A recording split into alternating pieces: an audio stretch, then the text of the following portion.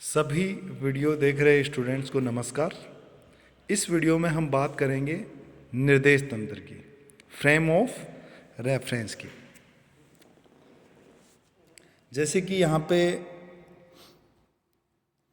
चित्र के अंदर दिखाया हुआ है, दो निर्देश तंत्र दिखाए हुए हैं। ये वाला जो निर्देश तंत्र है वो यूजलेस है, कभी भी काम में नहीं आता है। ये वाला निर्देश तंत्र ही काम में आता है। ये जो निर्देश तंत्र है उसको हम कार्तीय निर्देश तंत्र बोलते हैं। कार्तीय निर्देश तंत्र में 3 अक्ष होते हैं। पहला एक्सिस जो होता है एक्स एक्सिस, दूसरा वाई एक्सिस और तीसरा जेड एक्सिस। ये जो तीनों एक्सिस होते हैं वो एक दूसरे के लंबवत होते हैं, परपेंडिकुलर होते हैं। और जहां पे ये तीनों अक्ष मिलते हैं उसको हम मूल बिंदु कहते हैं। मूल बिंदु के ऊपर जो प्रेक्षक है या ऑब्जर्वर है उसको हम मानते हैं कि यहां पे प्रेक्षक बैठा हुआ है। ऑब्जर्वर या प्रेक्षक को कहां पे मानते हैं? मूल बिंदु के ऊपर। अब आगे बढ़ने से पहले हम निर्देश तंत्र होता क्या है उसको समझा देते हैं। जैसे कि ये मान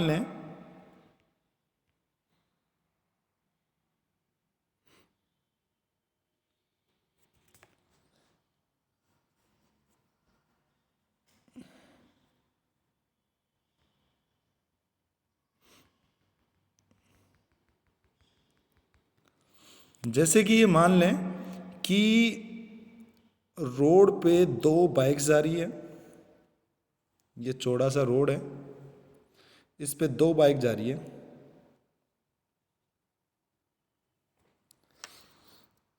एक की स्पीड 40 है और दूसरी की भी स्पीड 40 है। और यहाँ पे रोड के साइड में एक आदमी खड़ा हुआ है। अब इस बाइक पे बैठे हुए आदमी को ये आगे जो बाइक जा रही है उसकी कितनी स्पीड नजर आएगी? स्पीड ये जो बैठा हुआ है उसको आगे वाली बाइक की जो स्पीड है वो 0 नजर आएगी। यहां पे जो प्रेक्षक है उसको आगे वाली बाइक के ऊपर जो बैठा हुआ है पीछे वाले पे, वो जो प्रेक्षक है उसके सापेक्ष देखें, ये देखेगा तो आगे वाली बाइक की स्पीड जो है वो 0 नजर आएगी। आगे वाली बाइक को यदि रोड पे खड़ा हुआ प्रेक्षक या आदमी देखता है तो उसकी स्पीड है वो 40 नजर आती है। बाइक एक ही है लेकिन प्रेक्षक की स्थिति चेंज होने पर, प्रेक्षक चेंज होने पर उसकी गति है वो अलग अलग नजर आती है। जो बाइक पे बैठा हुआ है प्रेक्षक, उसके हिसाब से आगे वाली गाड़ी है वो स्थिर है, कोई गति नहीं है उसके अंदर, 0 स्पीड से वो गतिमान है इसके सापेक्ष देखें तो। और जो रोड पे खड़ा हुआ प्रेक्षक है उसके रेस्पेक्ट में देखें तो आगे वाली बाइक की जो स्पीड है वो कितनी नजर आ रही है? उसको 40 की नजर आती है। तो यहां पे निर्देश तंत्र किसके ऊपर डिपेंड करता है? प्रेक्षक के ऊपर। किसी भी कण की स्थिति प्रेक्षक के सापेक्ष दिखाने के लिए जो सिस्टम हम काम में लेते हैं उसको निर्देश तंत्र कहते हैं। निर्देश तंत्र की वापस परिभाषा मैं दे देता हूं। किसी निकाय पिंड कण की प्रेक्षक के सापेक्ष स्थिति दिखाने के लिए, स्थिति व्यक्त करने के लिए हमें किसकी आवश्यकता होती है? निर्देश तंत्र की। तो ये डेफिनेशन हो गई निर्देश तंत्र की। कार्तीय निर्देश तंत्र के बेसिक क्या होते हैं उनकी बात कर ही चुके हैं। अब कार्तीय निर्देश तंत्र की ही हम थोड़ा सा डिटेल में बात करेंगे।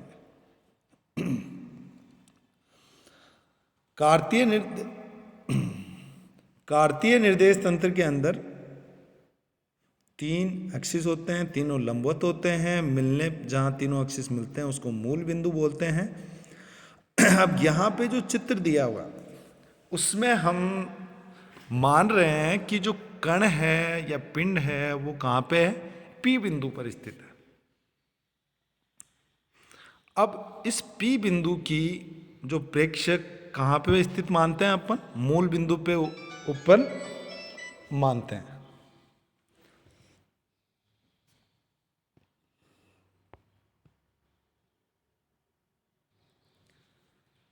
अब यहां पे ये जो मूल बिंदु है उसके सापेक्ष बिंदु P की स्थिति को दो तरीके से हम दिखा सकते हैं। एक, जो प्रेक्षक है या मूल बिंदु है उसको P से मिलाने वाली जो सीधी रेखा है OP, मिलाने वाली रेखा जो सदिश बनाती है उससे हम बोलते हैं मूल बिंदु के सापेक्ष बिंदु P का स्थिति सदिश, और इसको हम व्यक्त करते हैं वो स्थिति सदिश R वेक्टर से रिप्रेजेंट करते हैं। एक तरीका तो ये हो गया स्थिति दिखाने का। दूसरा, जो P बिंदु है उसको निर्देशांकों में भी हम उसकी स्थिति को बता सकते हैं प्रेक्षक के सापेक्ष। तो दूसरा तरीका यहाँ पे हम देखते हैं क्या तरीका यूज आएगा। तो दूसरे तरीके में जो P बिंदु है, बिंदु P है, उससे हम सीधा परपेंडिकुलर डालें किसके ऊपर, एक्स एक्सिस के ऊपर। अब ये जो परपेंडिकुलर हमने डाला है एक्स एक्सिस को जहाँ पे कट करता है, उसकी मूल बिंदु से जो दूरी होती है, मूल बिंदु या प्रेक्षक से जो दूरी होती है उसको हम बोलते हैं उस बिंदु का एक्स निर्देशांक। इसी तरीके से क्या करें, P बिंदु से हम y जो एक्सिस है उसके ऊपर परपेंडिकुलर डालें, और परपेंडिकुलर y एक्सिस जहाँ पे कट करेंगे उसकी मूल बिंदु से जो दूरी है या प्रेक्षक से जो दूरी है उसको हम बोलते हैं उस बिंदु का y निर्देशांक। इसी तरीके से जो बिंदु P है उससे z एक्सिस के ऊपर हम परपेंडिकुलर डालें, जहाँ पे ये कट करेगा उसकी मूल बिंदु से जो दूरी आ रही है उसको हम बोलते हैं उस बिंदु का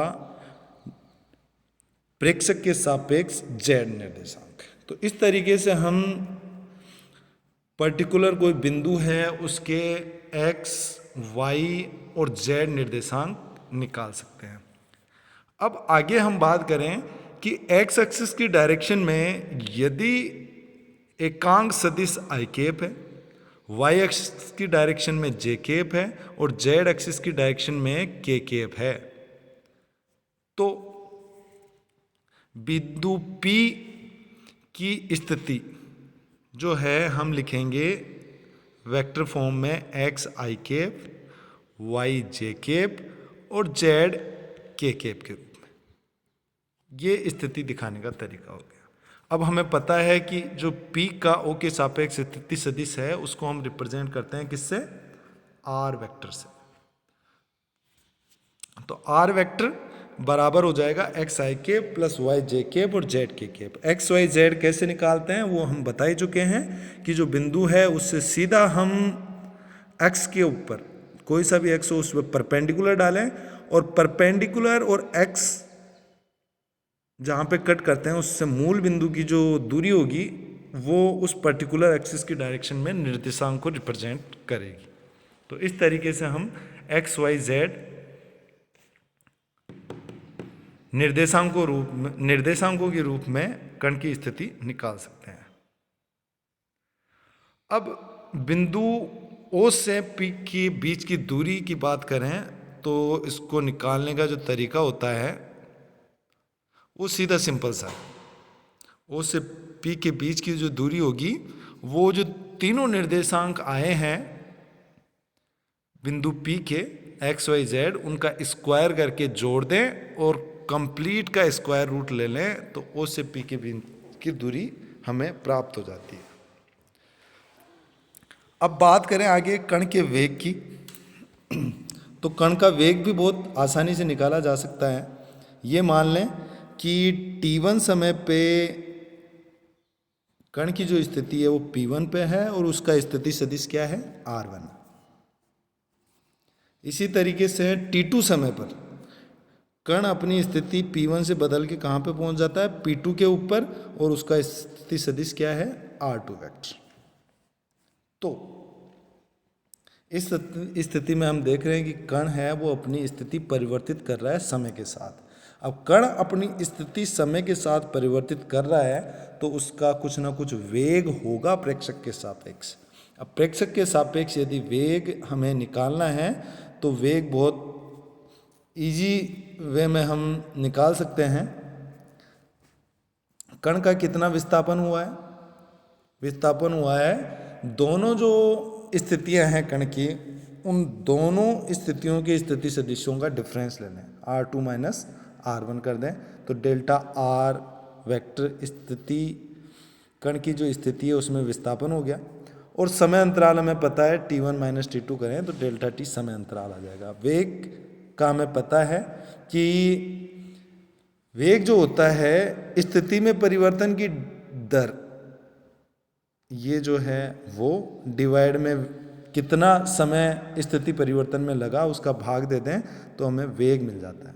अब मैथमेटिकल फॉर्म में यदि समय अंतराल बहुत कम हो तो उस स्थिति में डेल्टा टी है वो किस में कन्वर्ट हो जाता है, डी टी के अंदर कन्वर्ट हो जाता है।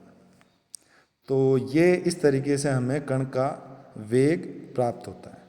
सेम इसी प्रोसीजर को फॉलो